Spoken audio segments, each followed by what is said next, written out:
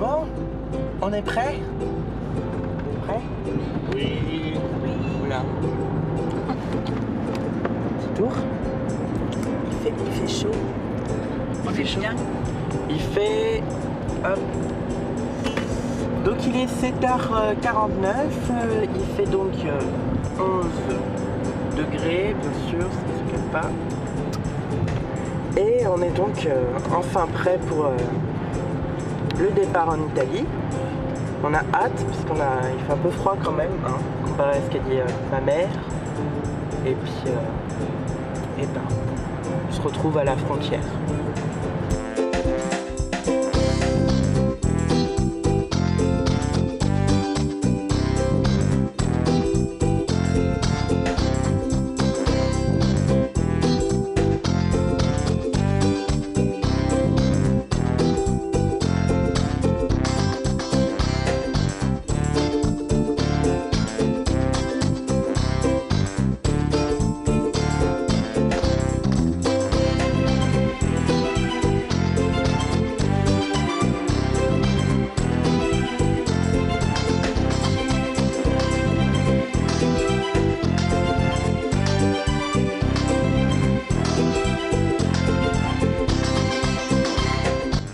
Revoilà donc en Italie, on a passé la frontière. Là c'est pause pipi pour tout le monde et donc résultat on attend, il fait 25 degrés et donc résultat il fait très très chaud et ça fait du bien. Voilà, donc à très vite pour de prochaines aventures.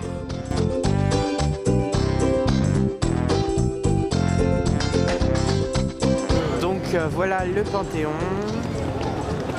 C'est vraiment très très joli, il y a énormément de monde, beaucoup de Français. J'en ai surtout entendu un dire je m'en bats les couilles. Donc voilà, c'est très français aussi. Et c'est super joli, avec des jolies couleurs sur les murs et tout.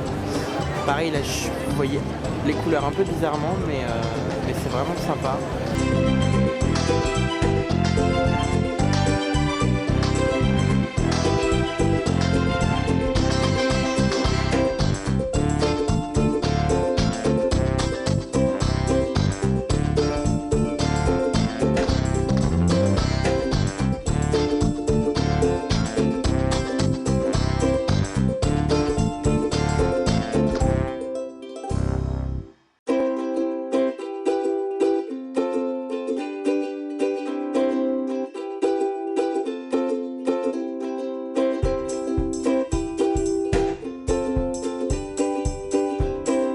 Là nous sommes dans le Colisée, donc on vient d'entrer avec une sécurité bien sûr des plus folles, hein, big lol. Donc bah voilà, j'espère que vous allez pouvoir profiter autant que moi et pouvoir en mettre plein les yeux, voilà.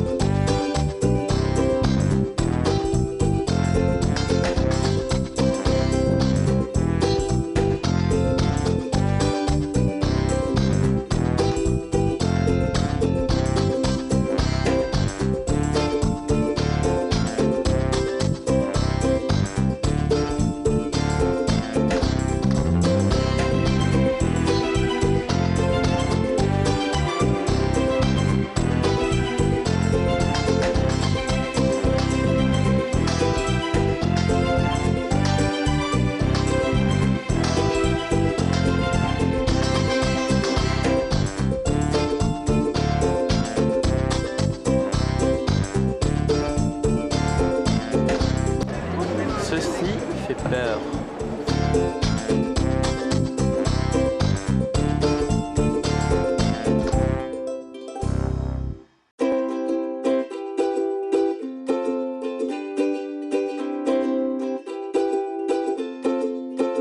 Voici la baignoire géante du pape. Voici l'homme au pot. Giove Serapide. Bon, encore des escaliers. Une chose à retenir, les Italiens adorent les escaliers. Hein. Ça, ils aiment. Tout leur monde est fait sur les escaliers. Sachant qu'ils étaient très petits, c'est sympa.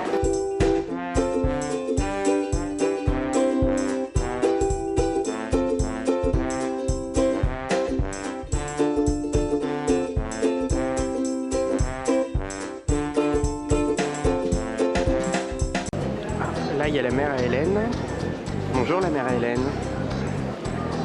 Je sais pas si vous voyez comme moi, mais c'est super beau. C'est vraiment magnifique. Je sais pas si je peux zoomer, mais les détails et les cartes du monde sont vraiment magnifiques.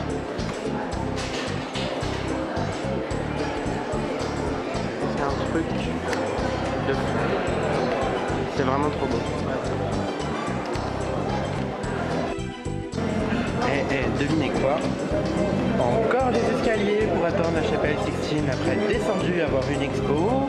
Maintenant on doit remonter, c'est génialissime l'Italie. Ah purée, il y a encore des escaliers. Bon, comme vous avez pu le voir, nous n'avons pas pu faire de photos à la chapelle Sixtine. Parce que voilà, je suppose que c'est pour les droits du Vatican. Je vous conseille d'y aller, c'est très très beau. Et voilà, c'est vraiment quelque chose qu'il faut faire.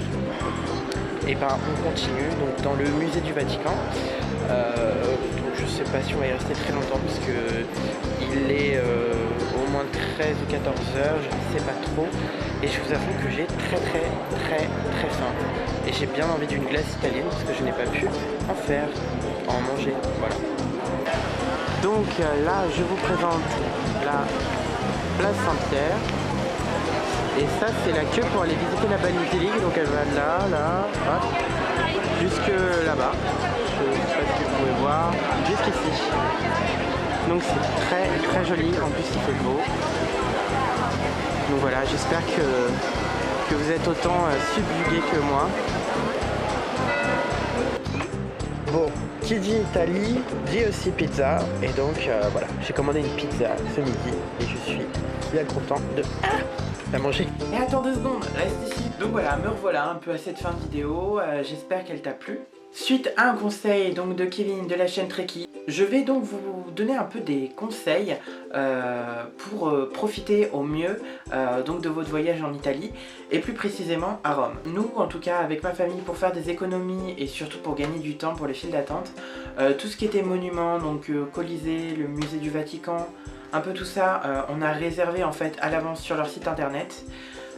Donc je verrai si je peux vous mettre les liens en barre d'infos et puis sinon n'hésitez pas à regarder sur Google, il y a vraiment pas mal d'astuces. Sinon pour tout ce qui est logement, alors moi c'était la première fois avec ma famille qu'on a testé le site Airbnb.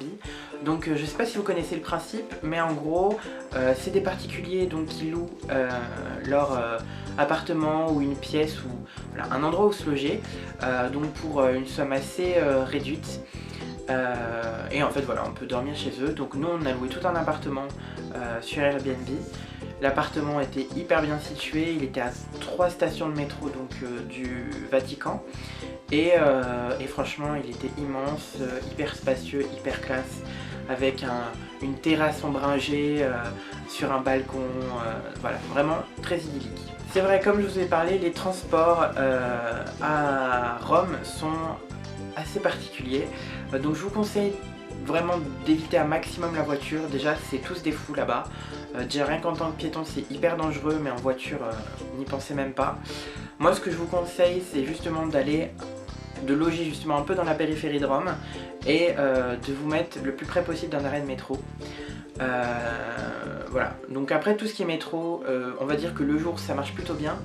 Par contre la nuit entre guillemets, les horaires sont assez spéciaux et je vous avoue que nous on s'est retrouvé un peu coincé des fois. On a failli prendre un taxi, mais voilà, un autre conseil vis-à-vis donc donc de tout ce qui est transport, évitez un maximum le taxi parce que c'est souvent des arnaques et je vous avoue que c'est très mal réputé. Pour tout ce qui est nourriture, alors je vous avoue que en fait la nourriture là-bas ça ne coûte pas cher du tout. Pour tout vous dire, je pense qu'on a même fait nos courses pour au moins 2 semaines en rentrant parce qu'on avait la voiture un peu vide. Je vous avoue que en plus c'est vraiment la nourriture locale là-bas est vraiment géniale. Donc eux ils n'ont pas vraiment d'hypermarché comme nous, c'est plus des petites supérettes. Donc si vous trouvez un peu une sorte de supérette du genre Franprix, tout ça, l'équivalent italien, je vous avoue que les prix vous verrez sont vraiment pas chers et ça vaut vraiment le coup d'acheter de la nourriture là-bas. Donc faites-vous plaisir. Pareil pour un restaurant, on est allé dans un restaurant assez gastronomique. On en a eu pour 9 € par personne, je vous avoue qu'on s'est régalé quoi. Ensuite il faut bien se renseigner sur donc, les monuments en travaux, voilà, par exemple nous c'était la fontaine de Trévi qui était en travaux. Résultat ils ont essayé de nous mettre une sorte de pseudo photo avec une sorte de bague dedans où ils disaient vous pouvez jeter votre argent.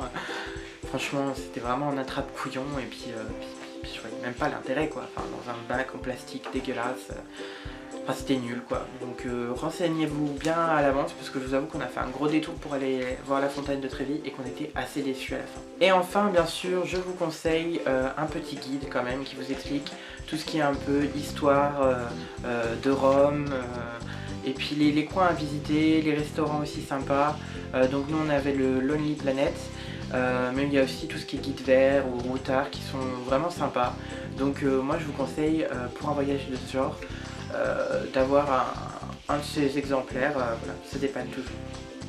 En tout cas voilà, j'espère que cette vidéo vous a plu, j'espère que mes conseils pourront vous aider. Si vous en avez d'autres, n'hésitez pas à me le faire partager en commentaire, comme ça tout le monde pourra en profiter. Rome c'est super joli, si vous avez l'occasion d'y aller, n'hésitez pas. C'est vraiment une ville super sympa, avec beaucoup de vie, beaucoup de choses à voir, vraiment des choses super jolies.